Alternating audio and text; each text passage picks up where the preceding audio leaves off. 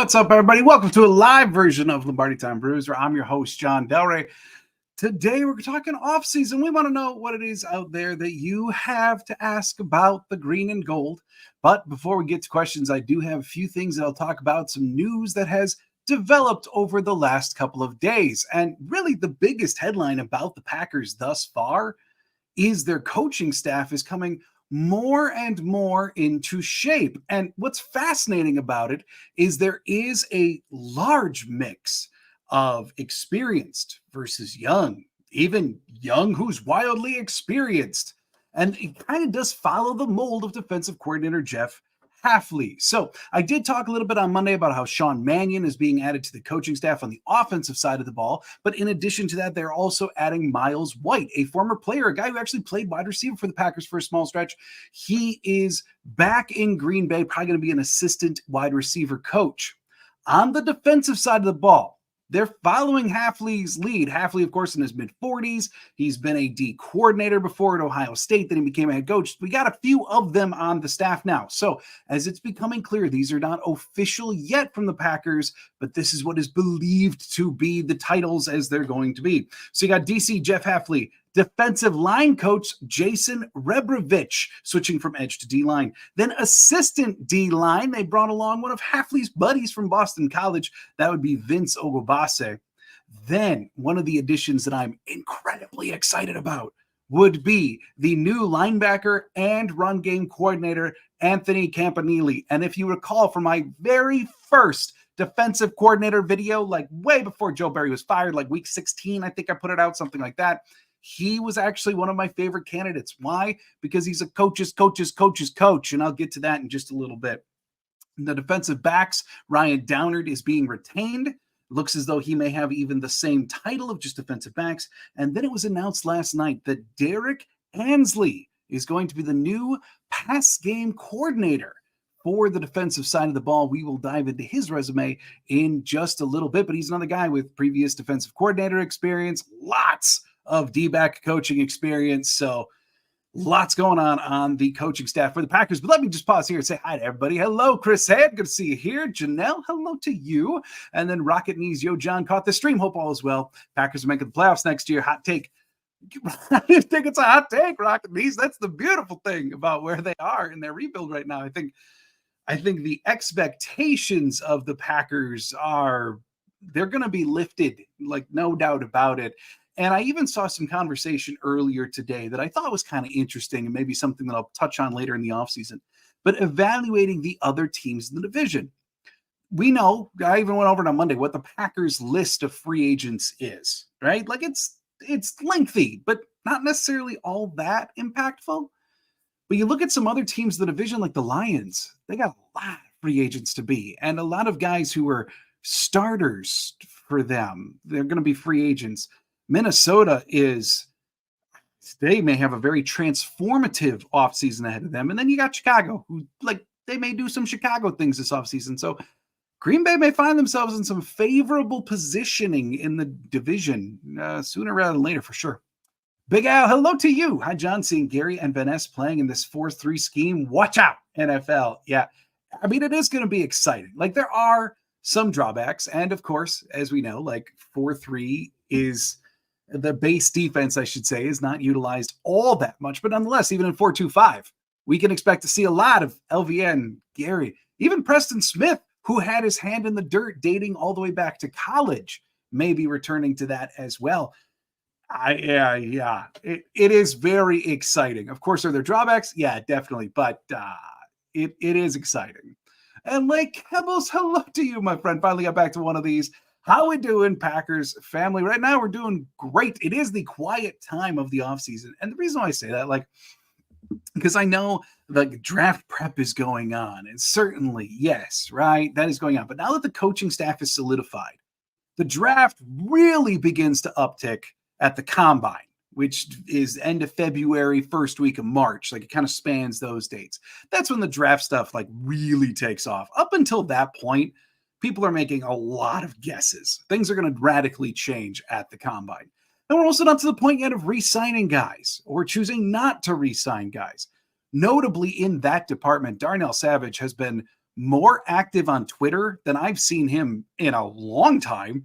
And also, it's been a lot of thank you type tweets from Darnell. I think it's helping to fuel the fire of a lot of people going out there like that he may be back, because it's not like thank you, peace out. It's a lot like thank you, I'm blessed, and like stuff like that. And I think people are trying to connect a lot of dots for Green Bay's defense. Like Ebel's also saying, I do prefer 3-4 because it puts better athletes at the ball, but I think a 4-3 concept will improve the trench work. My selfish dream is a mostly 4-3, but with 3-4 mix-ups. It is totally possible. I mean, like we've gone over, right? Halfley, amongst others on the staff, have coached in both 4-3 and 3-4 settings. I wouldn't be shocked if you were to see some 3-4 wrinkles. It wouldn't shock me. I will acknowledge that Peter Bukowski and The Leap, they've reported that according to their sources that they're going to be modifying the defense, or Halfley is leading the charge, to be a defense much like the 49ers style of D. Very, very far out defensive ends, outside the tackle, which is pretty exciting for Gary and LVN, I will acknowledge. And then great athletes on the interior, the 1 tech, the 3 tech, guys that can get after the quarterback and create disruption going up the middle, a la Kenny Clark. So we'll see how it gets. I know what you're saying philosophically with like 3-4 puts better athletes at the ball, but with the Packers personnel wise, it may be more philosophical than practical. We're going to see exactly how they roll it out. Rocket knees. If the Packers set a top 5 defense next year, we make a run in the playoffs. Halfley is going to get head coaching interviews, and if gets the job, we just hired his replacement from the Dolphins. Oh, man can dream. But that's like to radically increase the defensive proficiency that much, to go from, depending on some metrics like DVOA, still being in the bottom third of the NFL, some metrics of EPA still being in the high 20s of the NFL, to turn that and go all the way to top 5. Yeah, this is going to be a different brand of Packer football than we're used to seeing if they can pull it off. And yeah, if they can do that, they are going to make a lot of noise in the NFC next year, downright to contender status. And I also do think, now it's probably not as clear cut as like, yes, we've got a successor and everything, but the varied experience levels on the defense that the Packers have hired is very built to last. So even if some of these guys are high risers and get hired somewhere else, there are other guys to take the spot. Like you mentioned, maybe Campanelli becomes the defensive coordinator, right? And that's kind of what I'm zeroing in on, is the defensive staff. Looking at Joe Barry's staff, earlier in the year, there's conversation even here about like, well, if Joe Barry is fired, who becomes the DC? Do we have anyone that could be a DC? And now it's, okay, Halfley's gone. Maybe he's got a kid. He's got to sit out a game, whatever. Now all of a sudden you look and you can go with Eric Ansley. Well, he's been a defensive coordinator before. Campanelli is seeming league-wide to be considered a DC candidate. He's interviewed for multiple jobs. Like, you've got suddenly like a higher floor maybe of capability that you're more comfortable shifting guys around. So I'd go with that. Dan, happy John, happy offseason. Happy offseason to you as well. This is one of the happiest times of year. I'll give that to you totally. Let's see. Like, so I slightly got my 49ers D-line coaching dream. Yay. Yes, you did. I mean, if they fully implement that version of the 4-3, given what the Packers have, it does. Let's say this. There are some holes on the Packers defense that they need to fill, obviously, to be like the 49ers. One, as much as Quay Walker has developed, they don't have a Fred Warner who solves so many problems, who fixes so many deficiencies in the 49er line when they create them. The Packers would need to really find that. It's awesome safety play. Like Ebels, Andy Herman said something interesting. Jeff doesn't sound like he wants to be a head coach for a while. He didn't like being a CEO type and just wanted to be a coach again. I know things change. Yeah, and I know where Andy got that. It came from that hour-long interview that Jeff did before taking the Green Bay DC job. I personally interpreted that as a guy who hated being a CEO type, especially in college, because he did, not that he mentioned it directly, but he did certainly lean into how the NIL is creating problems. Then you've got sources talking about how like the NCAA right now for coaches is a hellscape. A lot of them want to get back to the NFL where it's a lot more cut and dry of just like pay the dudes and then they come there. So it's totally possible. But if the defense absolutely lights the world on fire this year, becomes a top 5 D like Rocket Knees is talking about, is there going to be head coaching buzz about him? I would think so. And it probably really going to tempt him. Big Al saying, I feel like linebacker will be a need in draft, especially if we're running 4-3. I feel like the Packers might use day 2 pick. Yeah, that is very possible. One of the guys that I've seen some rumblings online about from a couple of the Packer draft nicks is Edgerrin Cooper, the linebacker from Texas A&M. Supposedly, there's rumblings out there that the Packers are quite enamored with him. One guy who's mentioned that a few times I know is Ross Uglum of Packer Report. And he's a guy that absolutely could come in and play linebacker in a 4-3 setting, kind of regardless of where you put them, Sam, Mike, Will, whatever. He can do most, especially with the flexibility of Quay Walker. The Packers' need at linebacker is really, in my opinion, going to be determined by what they decide to do with Devondre Campbell. Now, cutting Campbell right now nets them about $2 million in cap space. If they make him a late summer cut, a post-June 1 designation, then it becomes $10 million in cap space that they get later in the year, and then the dead cap is in the future. So there's a lot to be considered there. But right now, I think you'd have to consider that in a 4-3 setting, the 3 starting linebackers would be Devondre Campbell, Quay Walker, and Isaiah McDuffie. In the 4-2-5 base nickel, you're probably playing Quay for sure, and then Campbell rotating with McDuffie. So, that's kind of what I mean. The need at linebacker is really determined by Campbell, but is it a need? Certainly, no matter what they do. How big of a need could be some personnel decisions they got to make soon. The Devils, in my opinion, Fred Warner won the game when we played. Jordan and Matt kept wanting to attack the middle in my rewatching, but Warner was just too good. Props to him. It's why they suddenly starting mostly running inside the red zone to keep Warner thinking in the middle and free up those outside plays. Shame it didn't work. And that's what I mean. Fred Warner is so good in the middle of the 49er defense. He's one of those guys that you really have to game plan around, kind of like a Luke Kuechly back in the day when he was playing for Carolina, or even San Francisco relevant Patrick Willis back then. Granted, very different types of players, but what I mean is guys that you've got to plan around because they are so fast, so impactful, that if you don't know where they are, they will mess stuff up. And that is truly, Quay may become that, but he does have some work to do to get there. But that's really what the Packers are missing if they're going to emulate the 49ers scheme. If Campbell from a couple years ago walks through the door again, okay, then maybe, but I think that ship has more than likely sailed. So one thing that I do want to talk about, since we're talking so heavily about D, is I do want to show you this. This is the resume of one Anthony Campanile, and this is why I'm so excited about him. You can see, and when I refer to him on the channel as, this is a coach's coach, this is what I mean.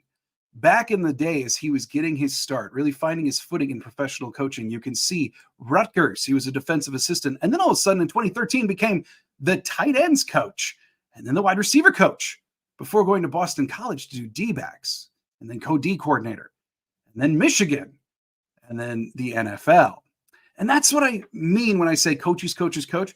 The dude's coached multiple positions on the field, both sides of the ball. He just seems like one of those where no matter where you want to put him, no matter what you want him to coach, he's been successful. And that's partially why I'm really excited about that hire. Looking at the pass game coordinator now, Derek Ansley, I did want to show his resume as well because this is a little bit newer of news.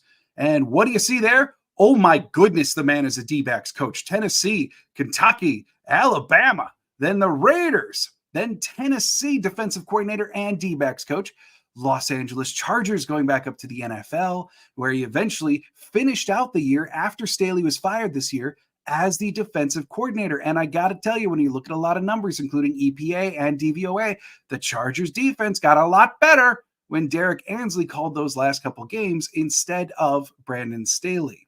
So I did want to show the two new additions resume, as I think those are incredibly pertinent. I also think that they are very strong hires for Green Bay. Dan, as far as the draft, Goody can't do any more crystal ball picks in the top rounds. Need players to play now. Yeah, I know. And I get it. I have a very hard time believing that Goody is going to deter from his first round. Is probably going to be 20 to 21 years old, a junior, hyper athletic at a premium position. Whether they're ready to play now, yet to be determined. But those things I feel like you can lock in every single year for the first round for Goody. And that's especially why I mean, like, the combine determines so much for the Packers. The Packers have some of the strictest athletic thresholds when it comes to the draft out of any team in the NFL. They adhere to them quite strongly. And coming soon, when we really get to the draft, I'll talk about those thresholds a lot more.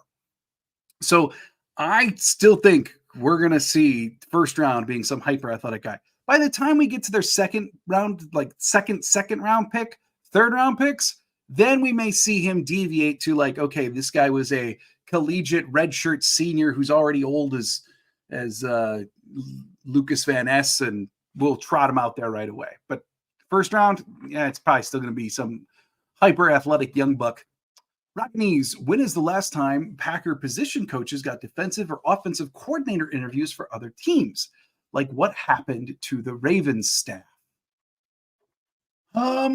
It's been a minute, that's for sure. In terms of position coaches being elevated to coordinators, it's happened before, but it's been a minute. I may actually have to look that up. It's one thing I haven't spent any time reading about, but yeah, it's been a while. You're right. And what happened to the Ravens staff? My goodness, did they get gutted? Like that is a completely different staff there next year, even though they elevated or the rest of the support there. Woof.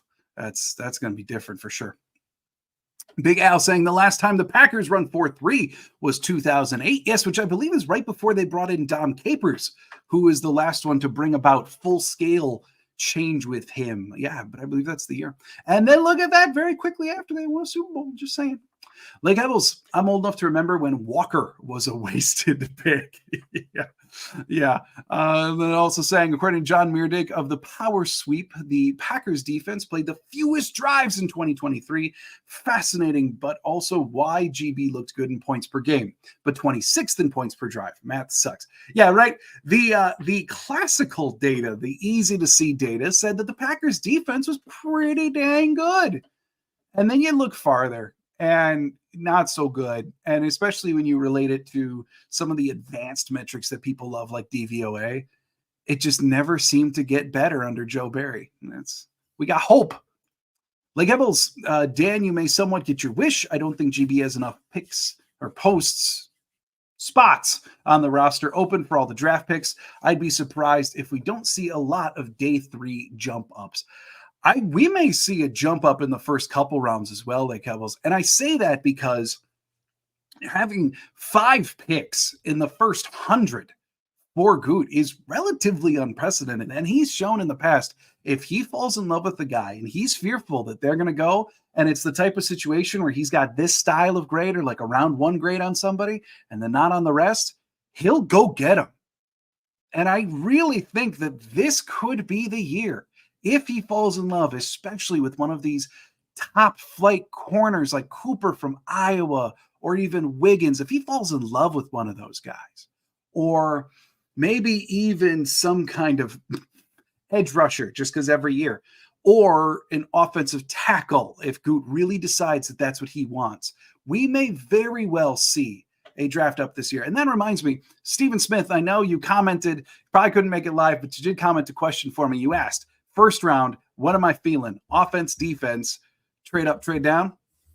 As of right now, my gut is indicating it's still going to be a defensive player, someone to aid in the 4-3 transition, someone to fill in a hole at something like safety, Probably not linebacker in the first round, but certainly safety, corner could very well be in the mix. In terms of trade up, trade down, I would say it is more likely that they trade up than trade down, but I also wouldn't be shocked if they just stay put this year. So there you go, Steven. Big Al. The thing I like the Hafley defense is that he wants his cornerback to play man-to-man defense, and we got guys on the team who could do that, especially Jair.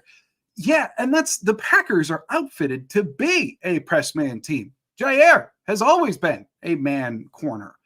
Going further than that, Stokes was significantly better in man than he was in zone his rookie year, and collegiately he was more man style. And then you've got Carrington Valentine, who the whole report on him was like, he's going to be a press man who wants to get up there and shove the wide receivers. And yet the Packers continue to roll out this deep zone defense. There was always this massive disconnect between who they were picking and what they were asking them to do. So I do think in a lot of ways, this style of secondary play will be more complementary to what the Packers want to draft. And I think Goot actually touched on that at his NFC press conference when he was asked, like, are you going to have to radically change the way that you're scouting defense now to make room for a new defense? And he goes, no, it's true, because he's been picking like he wants this kind of defense forever. So now he can. Rocket knees. If we play 4-3 mostly, then you need 3 linebackers that can cover, spy, and tackle. 49ers are a good example. Yeah, and I will say too, like let's be careful. 4-3, yes, is the base defense. However, the like NFL full average of playing in 3-4 or 4-3, your base this year was about 20%. The formation that gets called the most is your nickel formation, which for the Packers does appear as though it's going to be 4-2-5. Or maybe they will do more 4-3 stuff, utilizing that Viper position that we've been talking about, kind of a safety linebacker hybrid type. So, yes, certainly they do need more linebackers who can cover, spy, and tackle. You're definitely right. But they also need that for a 4-2-5 as well. And I'm going to qualify nickel corner as realistically one of the top needs for the defense, period. Miserable Goat. As the pessimistic Packer fan, I will reserve my response for weeks 12 to 14. Okay. All right. That's, you know what? That's fair.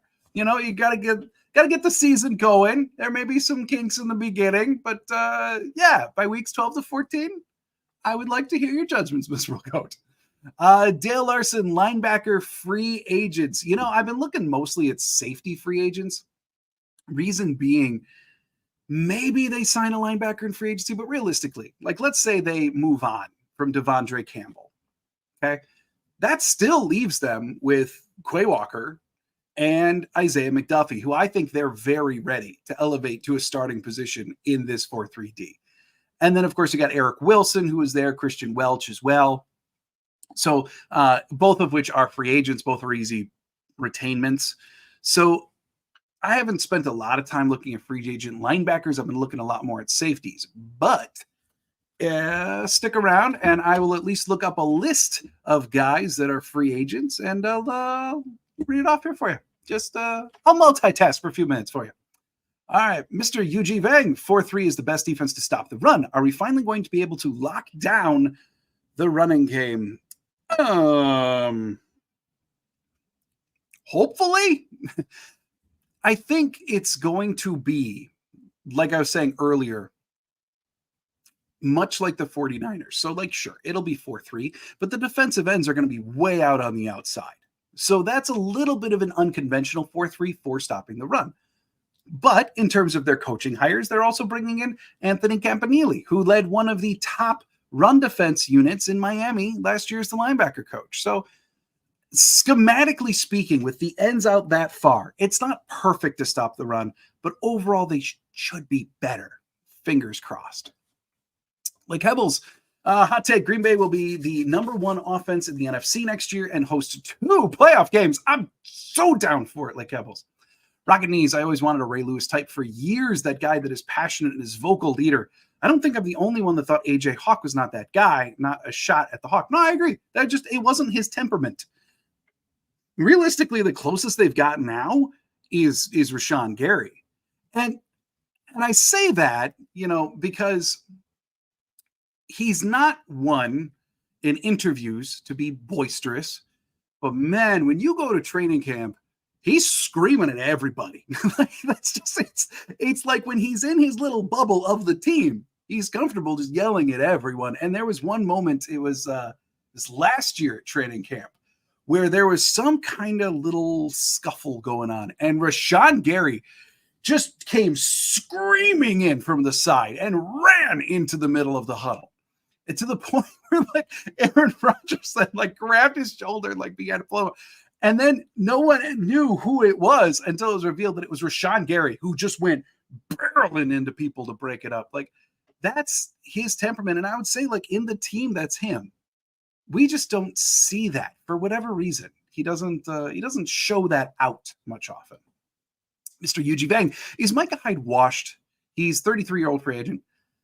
I'm not going to say totally washed, but he's definitely not at his peak of powers anymore. I personally haven't watched him a ton, but I do know that he's regarded as still incredibly intelligent back there, still good at zone, sure. Maybe he doesn't have the speed to be an outright center fielder anymore. That does seem to be sapping from him a little bit. Miserable Goat, regardless, I'm always riding with you. Keep up the good work. It'll eventually pay off for you. Thank you, Miserable Goat. Man, I appreciate that so much. And hey, by the way, I don't talk about this often, but give me just 2 seconds. We are so close to 1,500 subscribers on this channel. I haven't talked about subscriber counts since we were at 400, but just indulge me. We are so close to 1,500. If you could do me a favor, hit like, share, do all the stuff. If you're not subscribed yet, please subscribe now. Let's get up to 1,500 real soon. Thank you, Miserable Goat. Big Al, it wouldn't be far-fetched for McDuffie to start for this Hafley defense since he played this defense in college when Hafley was head coach at BC. Yeah, they intersected by 1 year. McDuffie was a senior when Hafley first came on board. So it is. It's. I think, just given the way LaFleur talked about him, that they were ready to elevate McDuffie to more responsibilities. And now you're handing him a defense that's more suitable. I got to say, it's looking likely like McDuffie's going to be a starter. And Luke, thank you for the super chat, man. That really means a lot. Thank you. Mizzou's kicker kicked a 61-yarder a while ago and set an SEC record doing so. Could the Packers draft a kicker like that yet again? Should they? I go back and forth on this personally, Luke. I just feel like drafting a kicker is maybe not the best use of resources. Now, last year, the Packers had 13 draft picks. They were playing with house money to a certain extent last year. So, I get it. Overall, in terms of draft philosophy, picking a kicker probably isn't the best use of resources. I'm also inclined to believe that even though there may be better options out there, they're going to continue rolling with Carlson. I said this earlier in the year when he was struggling. I think it's a 2-year type deal. He'd have to royally screw up in training camp for them to get rid of him. I think he's going to be given 1 more year. So to answer your question, I don't really see them picking a kicker again this year. Although, it's possible. I don't think it's likely. Mr. Yuji Bang, who's your top running backs of the draft that you would like to see behind Aaron Jones? Let me say it this way. The first contingency I'm going to add on here is it kind of depends on what they do with A.J. Dillon.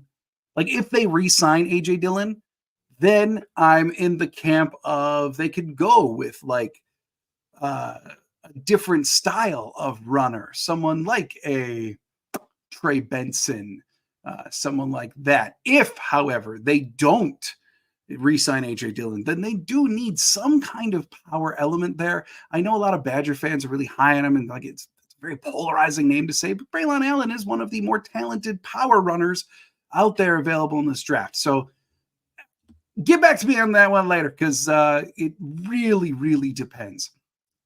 I will say I really, really enjoy watching Blake Corum play, but I'd be lying if I said I wasn't concerned about his injury history and just how many carries that young man has had.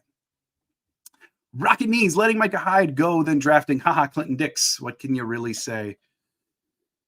No one's perfect, Rocket Knees. That's what we can say. Big Al, I could see the Packers re-signing Micah Hyde as a nickel corner or safety and give him that Tremont Williams role. See, I could too. I think they'd be open to it if Micah is. I think Micah is realistically at age 33 still probably going to be looking for more of a starting job than that, right? Like he's still going to want one more payday. The Tremont Williams role that you're talking about was after Tremont had been, I don't want to say passed over by a couple teams, but he was really on his last legs, and he did great stuff for the Packers in his homecoming. Like, don't get me wrong. It's just from the NFL perspective, he was kind of passed over already. So, and I think Micah is going to have at least more of a market than that. All right, so let me look up, because I did promise earlier that I would take a look at linebackers who are free agents. So I got that website up. Let me just take a quick peek at what kind of linebacker the Packers may be looking at for their 4-3 defense. All right, so I pulled up a free agency tracker, and there's a few names that I can tell you we're probably going to rule off right away. One would be like Devin White. I don't see Devin White coming to Green Bay. I do not see that. Bobby Wagner, I don't see coming to Green Bay. As exciting as that would be, as steady as a tackler as he would be, just can't see that one coming. Same with Levante David. Patrick Queen, I have a very hard time seeing. I also have a hard time seeing that Baltimore is going to let him go, especially with Orr as the defensive coordinator now. But one guy maybe would be like a Josie Jewell from Denver. He's been a guy, he's had some up and down play over the last couple of years, but he is a guy that could fit into the system if they wanted him to. So, but just to say, like, this is not necessarily the best free agency linebacker class. I think free agent resources may be more likely to be thrown at the safety position. Mr. Yuji Vang, would be nice to see A.J. Dillon back, or a free agent like DeAndre Swift. I hope they target Trey Benson. Something feels off about Blake Corum. I don't know what it is. Well, I think the concern about Corum is, like I said, like he's got a lot of tread on those tires already. He's got a pretty large injury history. So like I get the reservations about him.